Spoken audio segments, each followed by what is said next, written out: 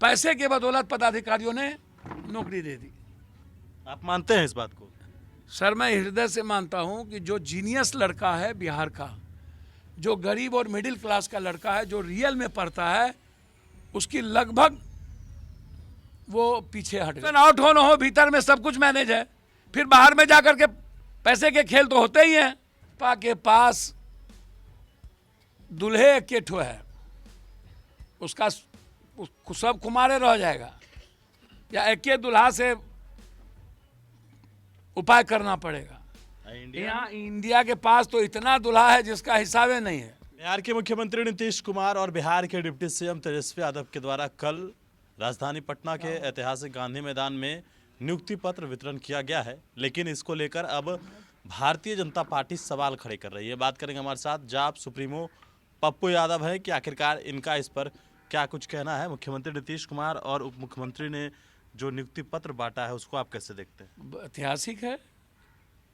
73 के बाद कर्पूरी ठाकुर जी के बाद उन्होंने एक अच्छा कदम किया, अच्छा प्रयास किया। हर चीज़ों में क्वेश्चन आउट होता था, इसमें लोगों ने बहुत अच्छे तरीके से मैनेज करके एग्जामिनेशन हुई। एग्जामिनेशन होने के बाद बहुत कम समय में ठीक है नियुक्ति पत्र भी मिल गई। आप 10 सालों में आपने 10 लाख भी नहीं, 2 लाख भी आपने नहीं दिया। आप किसानों का बात करके 900 मार के तब भी आपने नहीं किया। बिहार को विशेष पैकेज नहीं दिया, मेरा पैसा नहीं देते हैं, जीएसटी का पैसा नहीं देते हैं। सूप बाजा तबाजा चलनियो बाजा है, शीशा के घर में रह के पत्थर फेंकता है लोग। अरे तुम जैसे वैसे कर लो, ठीक बात है। एक अलग बात है कि 25% बिहारियों को नहीं मिला, तो भैया डोमिसाइल मुद्दा अभी लागू यहाँ नहीं किया गया, करना चाहिए था, ये आवश्यक है। डोमिसाइल लागू होना चाहिए था, एकदम लागू होना चाहिए था। जैसे आरक्षण नियम को भी विकलांग है, कई मुद्दे पर नहीं इन्होंने सही, जो हमारी और भी बेटा बेटी जो सवाल खड़ा कर रहे हैं वो मुद्दा तो है, उस पर इंक्वायरी होने की जरूरत है। निर्णय ऐतिहासिक है, लेकिन सवाल भी है। सवाल 2 है। सबसे बड़ा सवाल यह है कि क्या 80-90%, 70% जो ऐसे लोग हैं जिनको मुझको लगता है कि पैसे के बदौलत पदाधिकारियों ने नौकरी दे दी। आप मानते हैं इस बात को? सर मैं हृदय से मानता हूं कि जो जीनियस लड़का है बिहार का, जो गरीब और मिडिल क्लास का लड़का है, जो रियल में पढ़ता है, उसकी लगभग वो पीछे हट गए। 20 से 25% ही जीनियस बच्चे की, इसमें 15%, 20% जीनियस बच्चे इसमें मुझे लगता है कि जो मैं समझता हूं आ पाए। जो लगातार मैं देख रहा हूं जिस तरीके का क्वेश्चन या बातें हो रही है, और उसमें मैं देख रहा हूं कि आप किस तरीके का जवाब दे रहे हैं। तो यदि नीतीश कुमार के सपने को पदाधिकारियों ने रौंदने की कोशिश की तो गलत है। नीतीश कुमार ने तो पूरे देश को एक मिसाल कायम कर दिया।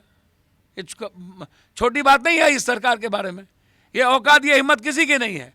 लेकिन यह सवाल जो उठ रहा है कि जो पैसे लेके हुए, तो ये सवाल इसीलिए उठ रहा है कि जिसके भीतर कोई क्वालिटी नहीं थी, जो बेसिक नॉलेज जिसके पास नहीं था, वो भी टीचर हो गए। इसी मुद्दे पर सवाल उठ रहा है। नहीं तो बीपीएससी से परीक्षा हुआ है भैया, मेरे परीक्षा हुआ बीपीएससी से, तो जांच कहाँ हुई, रिजल्ट किसने दिया? आदमी है ना, भूत नहीं ना।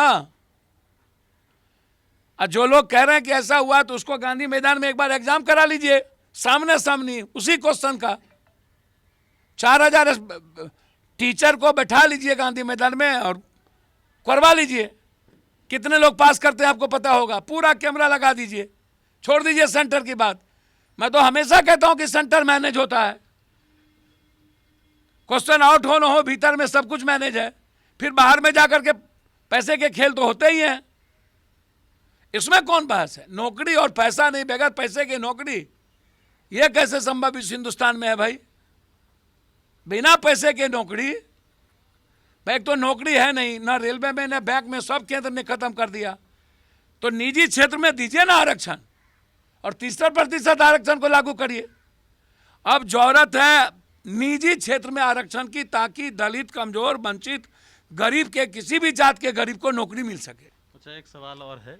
इंडिया अलायंस बना है, लेकिन कल नीतीश कुमार ने कहा है कि इंडिया अलायंस यानी कि कांग्रेस वाले जो है अभी फिलहाल इसमें इंटरेस्ट नहीं ले रहे हैं। नहीं, मैं ऐसा नहीं मानता हूं। यदि राहुल गांधी जी की पदयात्रा नहीं होती तो इंडिया का कॉन्सेप्ट नहीं आता। अलग बात है कि नीतीश कुमार जी ने उसकी पहल सबसे पहले की, और नीतीश कुमार जी हमेशा एक अच्छी पहल करते हैं। और नीतीश कुमार जी जो जेपी कर्पूरी और लोहिया ने जिस रास्ते को तैयार किया था, नीतीश कुमार उस रास्ते की ओर बढ़ चुके हैं। उनकी जो भूमिका वो जेपी वाली भूमिका है। लेकिन यदि बंगलोर कर्नाटक ना जीते गए होते तो क्या माहौल बनता?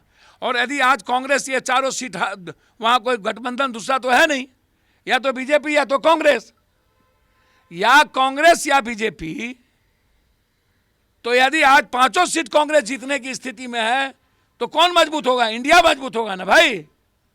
इंटरेस्ट नहीं है भैया, नवंबर में ना सब बात तो आ ही गई है, और कमेटी तो बनी गया, कमेटी तो बात कर ही रही है, तय तो हो ही रहा है। सीट बंटवारा जो है वो भैया वो कमेटी को करना है, उसमें राहुल गांधी जी कांग्रेस क्या करेगी? सभी पार्टी के लोग की कमेटी में मेंबर हैं, इसमें कांग्रेस क्या करेगी? सबको बैठना चाहिए। अजीत पवार जी उसके अध्यक्ष हैं। हद हो गया भैया। तो कह रहे हैं कि इंटरेस्ट नहीं, तो भैया मैं नहीं मानता इस बात को।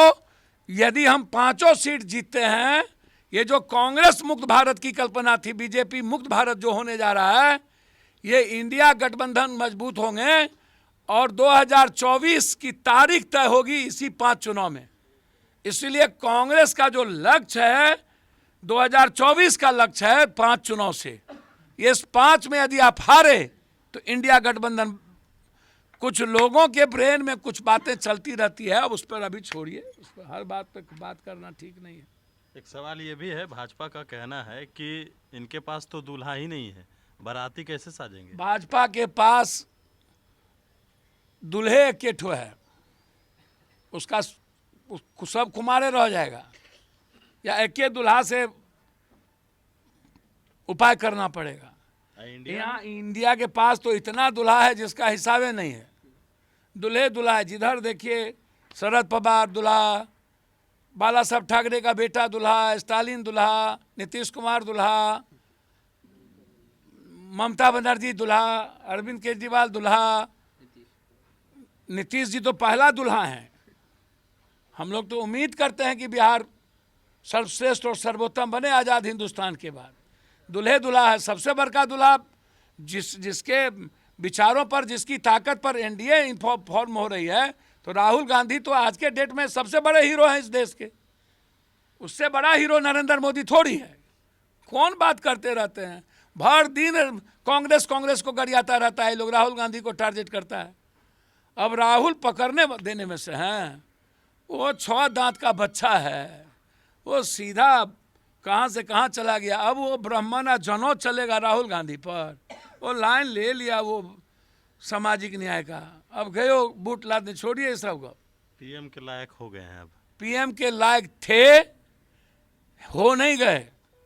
राहुल गांधी ने पीएम को पैर के तले रौंद दिया था कि मुझे पीएम पद नहीं चाहिए, अन्यथा मनमोहन सिंह जी की सेकेंड पारी में राहुल गांधी पीएम हो सकते थे। समझे? उन्होंने रेस्पेक्ट दिया पीएम के लिए। ललायत जो और लोग हैं ना, पेट में दर्द, वह परिवार बहुत पीएम देख लिया। कुर्बानी किसको है? बहुत लोगों को दर्द है।